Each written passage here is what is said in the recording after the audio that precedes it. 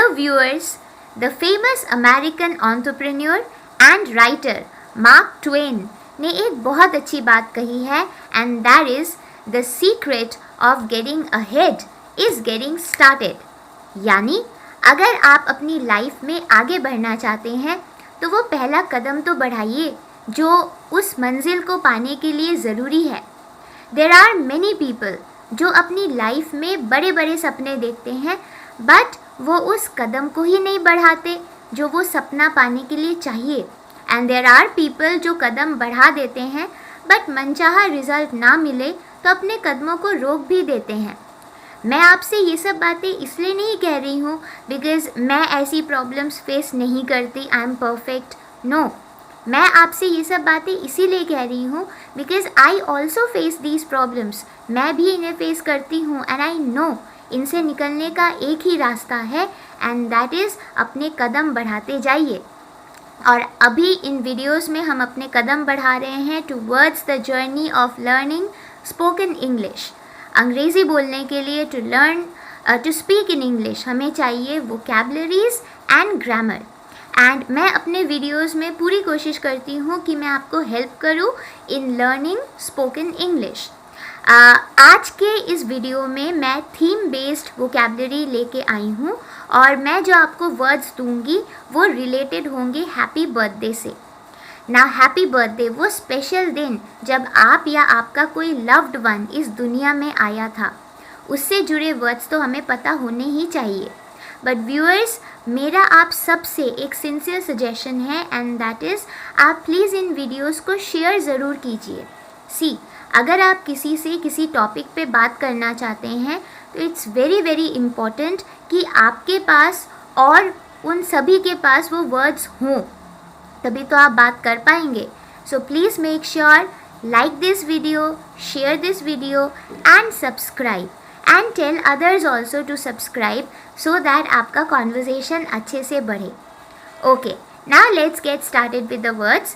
पहला वर्ड जो मैं आपको दे रही हूँ दैट इज़ दूसरों को अपने बर्थडे के बारे में याद दिलाना.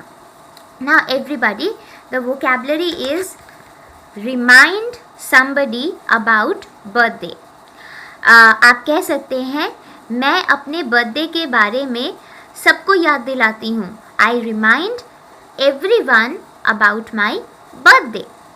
ना बर्थडे के बारे में याद दिलाना बहुत ज़्यादा ज़रूरी है बिकॉज़ अगर एक भी इंसान आपका बर्थडे भूल गया तो सीधे सीधे एक गिफ्ट का नुकसान. क्या आप इतना बड़ा नुकसान झेल सकते हैं? So know this vocabulary, remind somebody about the birthday. Now the next vocabulary is wait eagerly. उत्सुकता से इंतज़ार करना. मैं अपने बर्थडे का उत्सुकता से इंतज़ार करती हूँ. I wait eagerly for my birthday. Next vocabulary है this one, मोमबत्ती बुझाना. ना बर्थडे में जब हम केक काटते हैं तो हम सब मोमबत्ती बुझाते हैं. तो जब हम केक काटते हैं हम मोमबत्ती बुझाते हैं. When we cut the cake, we blow out the candles. Okay? And the next word is balloons फुलाना, inflate balloons. मुझे balloons फुलाने अच्छे लगते हैं. I love inflating balloons. मैं balloons फुला नहीं पाती हूँ. I am not able to inflate balloons. Okay. Next vocabulary, मज़ेदार शब्द, गिफ्ट्स खोलना. बर्थडे में गिफ्ट्स ना मिले तो बर्थडे का फ़ायदा ही क्या है? गिफ्ट्स खोलना, अनरैप द गिफ्ट्स. राइट, जैसे मुझे बर्थडे खोलना बहुत पसंद है. I love unwrapping my gifts. Okay. And the next word is घर सजाना, एडॉर्न द हाउस. आपका बर्थडे है या आपके किसी लव्ड वन का बर्थडे है, घर तो सजाना ही है. सो मैं घर सजाऊंगी. I will adorn the house. मैंने घर सजा लिया है. I have adorned the house. Okay. Now the next word, regale the guest. Regale the guest यानी मेहमानों की खातिरदारी करना. अब अगर आपका बर्थडे है और गेस्ट आए हैं, मेहमान आए हैं, तो आपको उनकी खातिरदारी तो करनी ही पड़ेगी. जैसे आपने कहा मैं मेहमानों की खातिरदारी कर रही हूँ. I am regaling my guest. मैं मेहमानों की खातिरदारी करने जा रही हूँ. I'm going to regale my guests. Okay, now the next word, eat the lion's share, यानी सबसे बड़ा हिस्सा खा जाना. ना अगर आपका बर्थडे केक है तो आप ज़रूर दूसरों को बर्थडे केक बांटिए, बट खुद भी तो खाइए. एंड मैं सबसे बड़ा हिस्सा खुद ही खा जाती हूँ. सो अगर आपको कहना है कि उसने अपने बर्थडे केक का सबसे बड़ा हिस्सा खा लिया, he ate the lion's share of his birthday cake. Okay, next word है गज़ल. गज़ल का मतलब होता है जल्दी जल्दी या लालचियों की तरह खा जाना. अगर आप बर्थडे पे एक पार्टी थ्रो कर रहे हैं तो आप देखेंगे बहुत सारे ऐसे मेहमान आते हैं जो एकदम लालचियों की तरह खा लेते हैं. स्पेशली पनीर की डिश पे ऐसे टूट पड़ते हैं, आपको टेंशन होने लगती है पनीर कम ना पड़ जाए. सो देखो वो गेस्ट कैसे लालचियों की तरह खा रहा है. See how is that guest guzzling. लालचियों की तरह मत खाओ, डोंट गज़ल. तुम मेरे फ्रेंड के बर्थडे पार्टी में जा रहे हो, you are going to my friend's birthday party, लालचियों की तरह मत खाना, don't guzzle. Okay, now the next one, look gorgeous. आपका बर्थडे हो या किसी और का बर्थडे हो, it's very important to look gorgeous. I want to look gorgeous, it's my birthday. Okay, now the next word, इसको हम बोलते हैं कन्फेटी.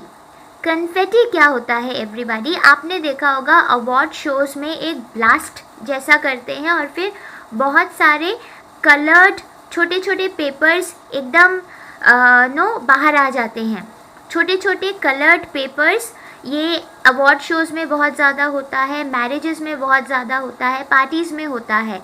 इधर इनको शावर किया जाता है या फिर इनको लाइक शावर किया जाता है या फिर एक ब्लास्ट जैसा होता है और फिर बहुत सारे कलर्ड छोटे छोटे पेपर्स फैल जाते हैं, उनको हम कहते हैं confetti. And the last word is cherish.